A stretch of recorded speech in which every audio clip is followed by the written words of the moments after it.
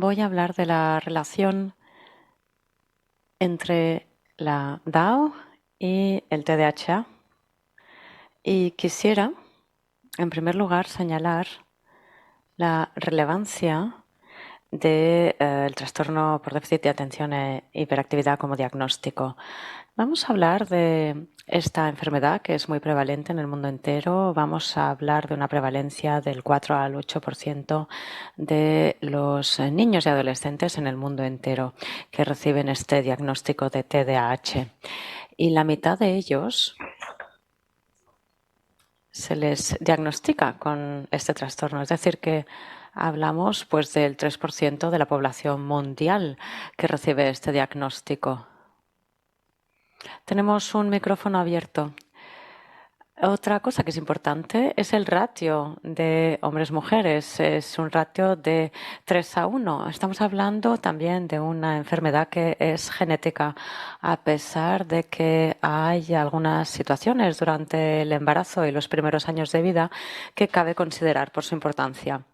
Asimismo, yo quisiera anunciar que existe un tratamiento multimodal basado en medicamentos estimulantes y no estimulantes, la psicoeducación, la psicoterapia y diría también el deporte. Asimismo, es importante para mí aclarar que estamos hablando de una enfermedad que aumenta la mortalidad de 2 a 8 veces. Y eso es algo que se puede producir durante la infancia, la adolescencia y también la edad adulta. También vale la pena señalar que este riesgo de mortalidad es mayor en las mujeres, porque el TDAH es más difícil en ellas para ser diagnosticado y su tratamiento obviamente no se aplica cuando no existe diagnóstico.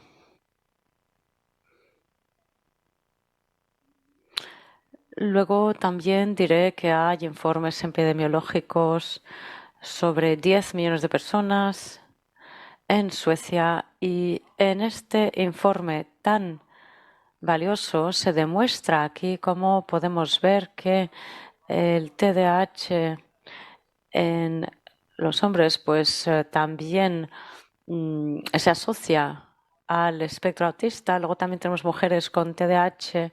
Luego también estas personas con espectro autista se asocian con este trastorno. Y obviamente, pues las personas que están afectadas, pues también tienen tendencia a juntarse o a tener parejas que asimismo están diagnosticadas, con lo cual genéticamente ahí también pues hay un potencial más elevado de transmitir la enfermedad. El segundo punto que yo quisiera transmitir en este sentido es que hay cada vez más investigadores que ven el TDAH no solo como una enfermedad grave o un trastorno mental, sino realmente como una enfermedad sistémica, porque el TDAH no solo presenta muchas comorbilidades con otras enfermedades mentales o trastornos mentales, sino con otras enfermedades sistémicas. De hecho, yo diría que, bueno, pues estas personas tienen más susceptibilidad de sufrir fracturas óseas y otros problemas. También vemos aquí que las personas con TDAH tienen más enfermedad de Kawasaki, más enfermedades cardiovasculares, más problemas dermatológicos como psoriasis o piel atópica y también sufren de más migrañas y de más trastornos del sueño. Y eso es crítico. Realmente presentan unos patrones de sueño muy pobres.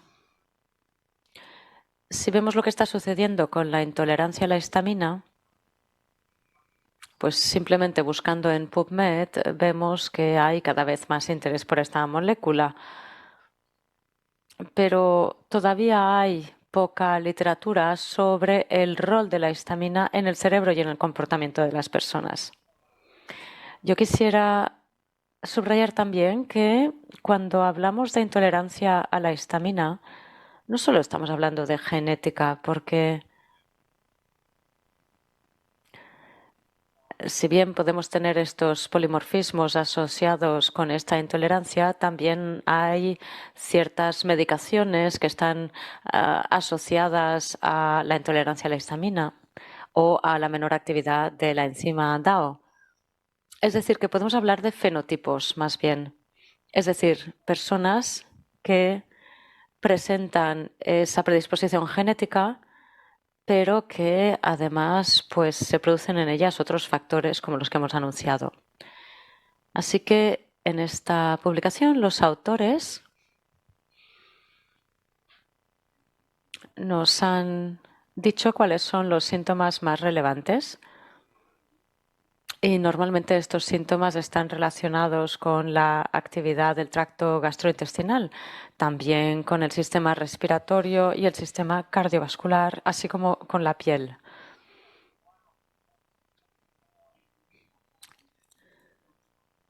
Yo diría que una de las evidencias de los polimorfismos de esta enzima es la migraña, el resultado clínico, digamos, de la migraña.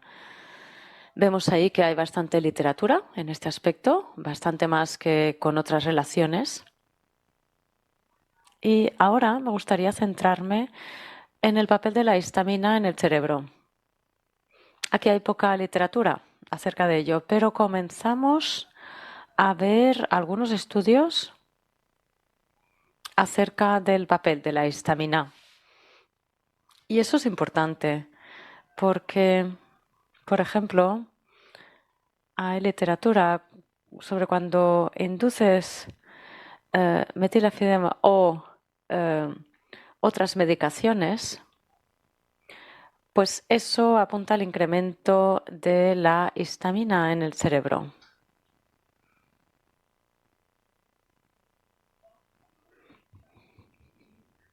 Otra área de interés es que hay estudios, cada vez más estudios que se centran en los receptores de histamina y también se piensa en el uso de ciertas medicaciones para el Alzheimer, pero esto también puede estar relacionado con el papel del TDAH. Hay cada vez más evidencia sobre la hipótesis neuroinflamatoria, no solo con el TDAH, sino también con la depresión. De hecho, este trabajo nos apunta que a pesar de hacer psicoterapia, podemos cambiar las concentraciones de histamina en el cerebro. Es decir, aquí estamos hablando del eslabón perdido entre la neuroinflamación y la histamina, y vemos que hay una relación con el TDAH, vemos también una relación con las alergias y con el proceso inflamatorio. Aquí tenemos un artículo que estamos preparando con datos sobre 89 pacientes. Estamos acabando este estudio. Ahora mismo tenemos 218 pacientes ya, pero no tenemos todos los datos incluidos en la base de datos. Como digo, tenemos los primeros 89 pacientes nada más en este estudio. También quisiera decir que lo primero que vemos, que es importante, es que todos estos pacientes se les ha diagnosticado con TDAH y un 80% de ellos presentan como mínimo una de las 4 variantes que no está funcionando bien. Un 80% de ellos. La primera pregunta que nos planteamos en este estudio es que, bien, esto es un porcentaje muy elevado, esto es muy frecuente, por lo tanto, la cuestión que se plantea es ¿qué ocurre en la población en general? Y yo sé que hay algunos de nuestros colegas que van a hablar de ello. Ya hay estudios sobre la prevalencia de esta deficiencia en la población general. Y ahora no tenemos estos datos, pero podemos decir que esta enfermedad parece ser muy frecuente. De los 282 pacientes, diría que probablemente tenemos datos genéticos de unos 230 de ellos y este 80% sigue siendo válido.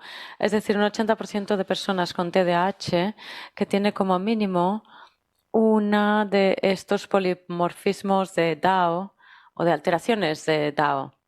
También es importante decir que un 20% de nuestra población presenta una deficiencia muy grave de esta enzima. Es decir, 1 de cada 5 pacientes. En el análisis preliminar hemos recogido unos hallazgos interesantes. Lo que ocurre es que no tenemos literatura con que compararlos. Hemos encontrado, por ejemplo, que 2 de estos variantes SNPs, de estos polimorfismos, están relacionados con problemas renales. En la literatura hemos encontrado que estas variantes, la variante 1, está asociada no solo con problemas renales, sino que también está asociada con una hipersensibilidad a los AINES.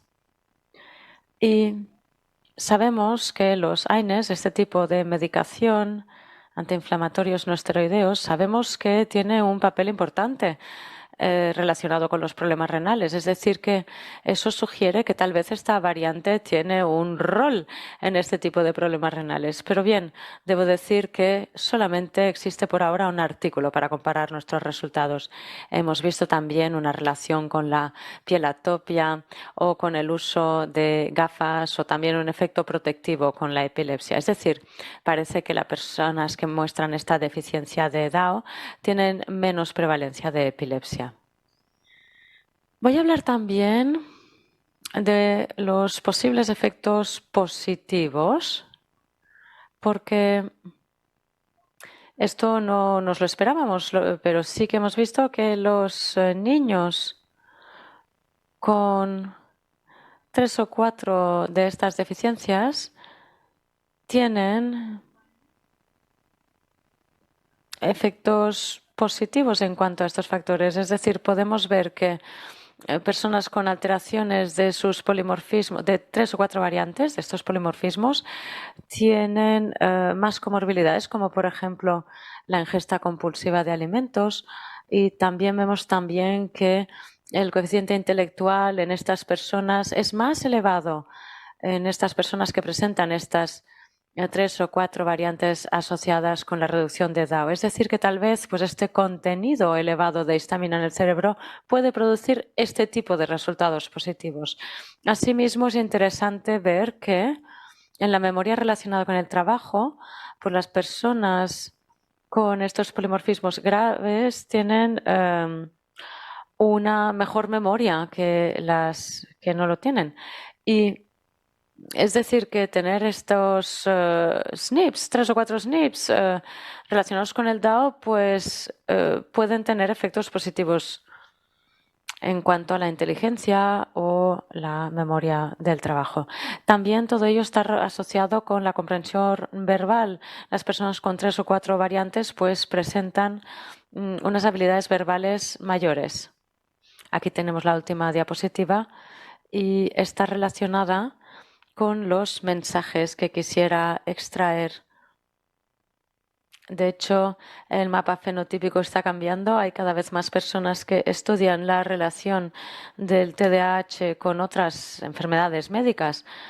Vemos las enfermedades que se relacionan con el trastorno por déficit de atención e hiperactividad. Estamos hablando de enfermedades del sistema nervioso, enfermedades respiratorias, el asma, que está claramente relacionada, enfermedades musculoesqueléticas, podríamos hablar de fibromialgia o disrupción endocrina o metabólica o enfermedades del aparato genitourinario. De todo ello hablarán algunos de mis colegas, pero sí que es cierto que hay toda una serie de enfermedades médicas asociadas con el TDAH. Muchas gracias, es todo por mi parte.